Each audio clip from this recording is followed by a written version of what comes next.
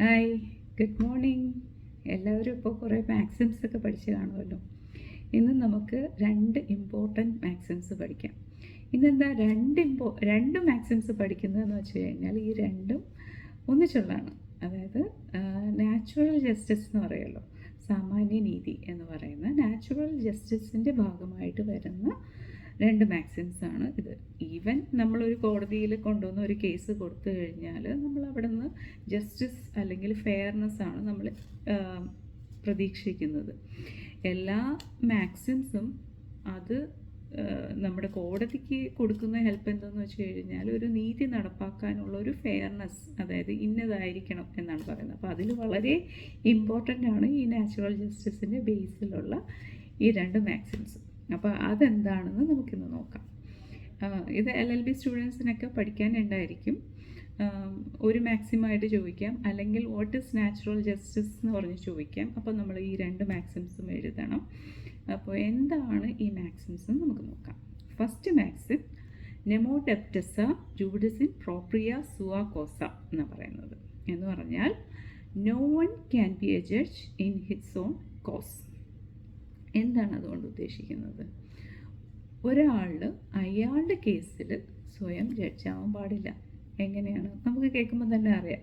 ഒരാളിരുന്നിട്ട് അയാളുടെ കേസ് സ്വയം വാദിച്ച് സ്വയം വിധി പുറപ്പെടുപ്പിച്ചാൽ അത് ശരിയാവും? ഇല്ലല്ലോ. അപ്പോൾ അത് നാച്ചുറൽ ജസ്റ്റിസിന് എഗൻസ്റ്റ് ആവും. അതാണ് ബയസ്ഡ് അല്ലെങ്കിൽ റൂൾ അഗൻസ്റ്റ് ബയസ് എന്ന് പറയുന്നത്. ബയസ്ഡ് ഡിസിഷൻ, അല്ലെങ്കിൽ നമ്മളിപ്പോൾ പറയുമ്പോൾ നാച്ചുറൽ ജസ്റ്റിസ് പ്രിൻസിപ്പിളുള്ള ഈ മാക്സിമം എടുക്കുവാണെങ്കിൽ അതിനെ റൂൾ അഗൻസ്റ്റ് ബയസ് എന്ന് പറയാം. ബയസ് എന്ന് പറഞ്ഞാൽ എന്താണ്? മുൻവിധിനെയാണ് ബയസ് എന്ന് പറയുന്നത്. എന്തൊക്കെ ടൈപ്പ് ഓഫ് ബയസ് ഉണ്ടാവും? ഒന്ന്, പെക്യൂനിയറി ബയസ് ഉണ്ടാവും, അതായത് മണി ബേസ്ഡ് ആയിട്ടുള്ള ബയസ്. ഇപ്പോൾ ഒരു ജഡ്ജിന് അല്ലെങ്കിൽ ഒരു കമ്മിറ്റിയിലെ മെമ്പറിന് കുറച്ച് ഷെയർസ് ഉണ്ട് ഒരു കമ്പനിയിൽ. അപ്പോൾ ആ കമ്പനിയുടെ കേസ് അവരുടെ കയ്യിൽ വരുമ്പോൾ എങ്ങനെയായിരിക്കും അവർ വിധി പിടിപ്പിക്കുക? ആ കോറത്തിൽ അവരുണ്ടാവാൻ പാടുണ്ടോ? ശരിയാവില്ലല്ലോ. അതാണ് പെക്യൂനിയറി ബയസ്. പിന്നെ നമ്മുടെ ഒരു റിലേറ്റീവ് അവർ കേസ് വാദിക്കുകയോ അല്ലെങ്കിൽ അവരുടെ കേസുമായിട്ട് നമ്മൾ ഒരു ജഡ്ജിൻ്റെ മുമ്പിലോ അല്ലെങ്കിൽ അതിലൊരു ഡിസിഷൻ പവർ എടുക്കാം. ഇത് ജഡ്ജസിന് മാത്രമല്ല, ഏതൊരു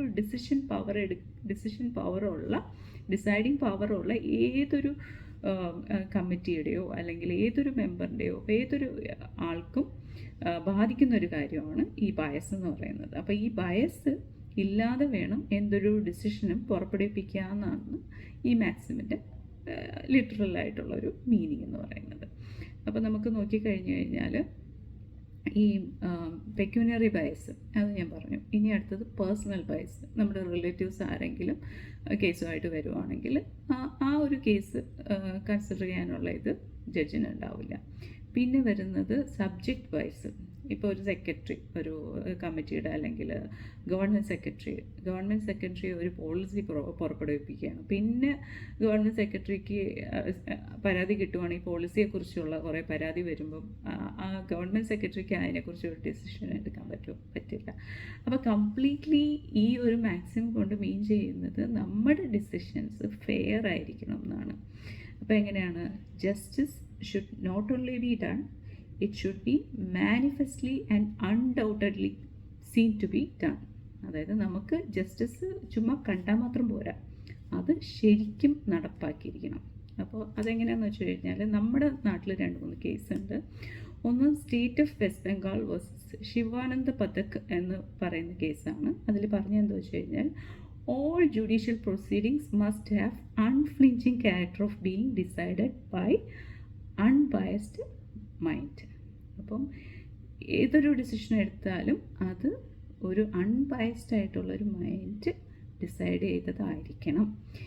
AK Kraipak versus union of India എന്നൊരു കേസിൽ IFS സെലക്ഷൻ ബോർഡിൽ 1 മെമ്പർ എങ്ങനെയായിരുന്നു എന്ന് വെച്ച് കഴിഞ്ഞാൽ ആക്ടിങ് ചീഫ് കൺസർവേറ്റീവ് ഓഫീസറായിരുന്നു. അപ്പോൾ ചീഫ് കൺസർവേറ്റീവ് ഓഫീസറിന് സെലക്ട് ചെയ്യാനുള്ള ഒരു പ്രോസസ്സായിരുന്നു. അതിൽ മെമ്പർ എന്ന് പറയുന്നത് ആക്ടിങ് ചീഫ് കൺസർവേറ്റീവ് ഓഫീസറാണ്.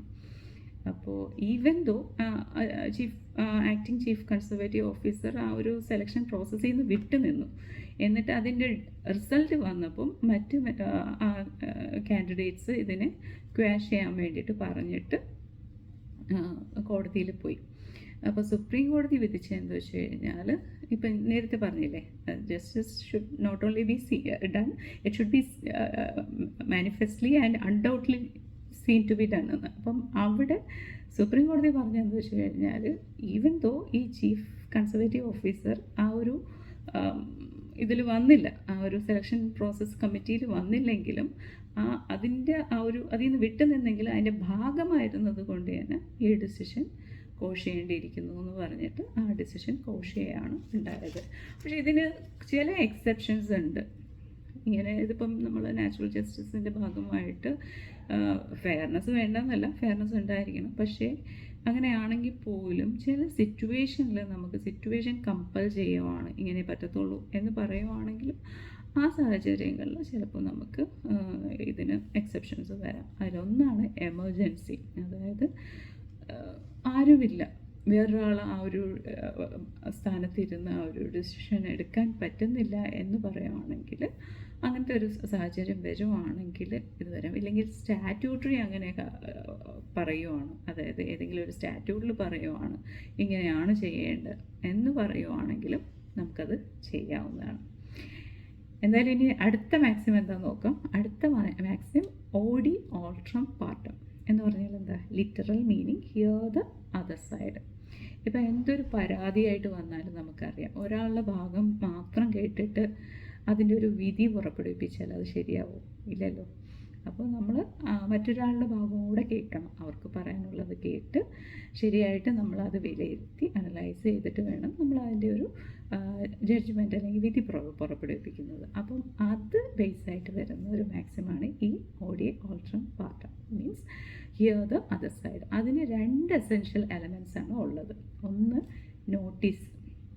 ഇപ്പം നമ്മൾ കോടതിയിൽ ഒരു കേസ് കൊണ്ടുവന്ന് കൊടുക്കുകയാണെങ്കിൽ, പ്ലെയിൻറ്റിഫ് ഒരു കേസ് കൊണ്ടുവന്ന് കൊടുക്കും, അതിൻ്റെ നോട്ടീസ് ഡിഫൻഡൻറ്റിന് സെർവ് ചെയ്യും. എന്നിട്ട് ഡിഫൻഡൻറ്റിന് ഇത് കൊടുക്കും, സമയം കൊടുക്കും. എന്തിനാണ്? റിട്ടൺ സ്റ്റേറ്റ്മെൻറ്റ് ഫയൽ ചെയ്യാൻ വേണ്ടിയിട്ട്. ഡിഫൻഡൻസിൻ്റെ എന്തൊക്കെയാണോ പ്ലെയിൻറ്റിൽ പറഞ്ഞിട്ടുള്ളത് അതിനെ കൗണ്ടർ ചെയ്തിട്ട് പറയാനുള്ളൊരു ഓപ്പർച്യൂണിറ്റി ഡിഫൻഡൻറ്റിന് കൊടുക്കണമല്ലോ. അപ്പം അതാണ് ഈ രണ്ടാമത്തെ മാക്സിമിൽ പറയുന്നത്. അപ്പം അതിൽ ഫസ്റ്റ് എലിമെൻറ്റ് ഈ പറയുന്ന നോട്ടീസ് സെർവ് ചെയ്യുക എന്നുള്ളതാണ്.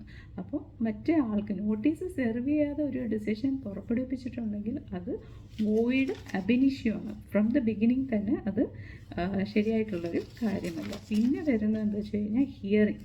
അതായത് ഓപ്പോസിറ്റ് പാർട്ടി നമ്മൾ വിളിപ്പിക്കുക കോടതിയിൽ, എന്നിട്ട് അയാൾക്കൊരു ഓപ്പർച്യൂണിറ്റി കൊടുക്കുക, അയാൾക്കുള്ള എവിഡൻസ് പ്രൊഡ്യൂസ് ചെയ്യാൻ വേണ്ടിയിട്ടും, അയാൾക്കിനി ഒരു ലീഗൽ റെപ്രസെൻറ്റേറ്റീവ് വേണമെങ്കിൽ അവരെ കൊണ്ടുവരാൻ വേണ്ടിയിട്ടും, പിന്നെ അയാൾക്ക് പറയാനുള്ളതെല്ലാം നമ്മൾ കേൾക്കുക.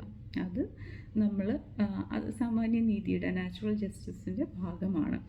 ഇതിന് കുറച്ച് എക്സെപ്ഷൻസ്, നമ്മൾ മറ്റേ മാക്സിമിൻ്റെ കാര്യം പറഞ്ഞതുപോലെ തന്നെ ഇതിനും കുറച്ച് എക്സെപ്ഷൻസ് ഉണ്ട്. അതായത് സ്റ്റാറ്റ്യൂട്ടിന്, ഒരു ആക്ടിന് വേണമെങ്കിൽ അതിനെ എക്സ്ക്ലൂഡ് ചെയ്യാം കേട്ടോ. പക്ഷേ സ്റ്റാറ്റ്യൂട്ട് എക്സ്ക്ലൂഡ് ചെയ്യുകയാണ്, ഇങ്ങനെയുള്ള കാര്യം നമ്മൾ ഇങ്ങനെ ചെയ്താൽ മതി എന്ന് എക്സ്ക്ലൂഡ് ചെയ്യുകയാണെങ്കിൽ നമ്മൾ അവിടെ ഒരു കാര്യം നോക്കണം. എന്താണ് നോക്കേണ്ടത്? ഇത് ആർട്ടിക്കിൾ 14 വയലേഷൻ ആവുന്നില്ല എന്ന് നോക്കണം. അതായത് ഇക്വാലിറ്റിയാണ് അവിടെ ഗ്യാരൻറ്റി ചെയ്യുന്നത്. അപ്പം സ്റ്റാറ്റ്യൂട്ട് അക്സെപ്റ്റ് ചെയ്യുന്നുണ്ടെങ്കിലും ആർട്ടിക്കിൾ 14 വയലേഷൻ ആണെങ്കിൽ നമുക്കത് കണ്ടക്ട് ചെയ്യാൻ പറ്റില്ല. പിന്നെ വരുന്നത് ഇംപ്രാക്ടിക്കബിലിറ്റിയാണ്. ഈ ഇംപ്രാക്ടിക്കബിലിറ്റിയിൽ ഒരു ബേസ്ഡ് ആയിട്ട് ഒരു കേസ് ഉണ്ട്, Bihar school examination versus Subhash Chandra എന്ന് പറയുന്ന കേസ്. ഇതിലെന്താ സംഭവിച്ചതെന്ന് വെച്ച് കഴിഞ്ഞാൽ 10th ബോർഡ് എക്സാമിന് ആ സ്കൂളിലെ മിക്കവാറും കുട്ടികളെല്ലാം ഭയങ്കരമായിട്ട് കോപ്പി അടിച്ചു. അപ്പം സ്കൂൾ അധികൃതർക്ക് ഈ ഒരു അറിവ് കിട്ടിയപ്പോൾ അവരെന്ത് ചെയ്തു? ഈ എക്സാം അവർ ക്യാൻസൽ ചെയ്തപ്പം കുട്ടികളൊക്കെ ഇതിനെതിരെ ചലഞ്ച് ചെയ്തുകൊണ്ട് കോടതിയിൽ പോയി.